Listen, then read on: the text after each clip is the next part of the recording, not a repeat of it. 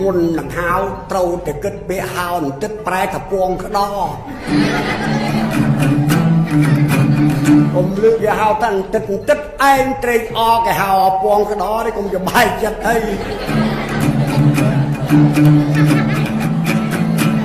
ដល់មានបន្ទូលប្រាប់អញ្ចឹងខ្ញុំកណាចាំតែពីពេលហ្នឹងកាលនោះអាយុទៅជាង20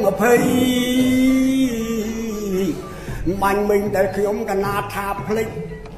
ពាក្យហ្នឹងមកដូចជាយូរបន្តិចមិនបានប្រាប់ប្រដេចប្រគុណគ្រប់អង្គហើយជាពិសេសអ្នកទៅនឹងសឹក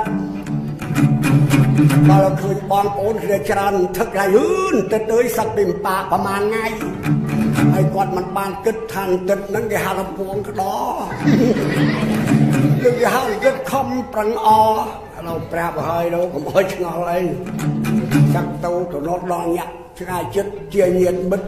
បើគេហៅទឹកតែកុំតាកពូលពេជ្របានប្រាប់ខ្ញុំថាទឹកហ្នឹងពងក្តោនេះយេ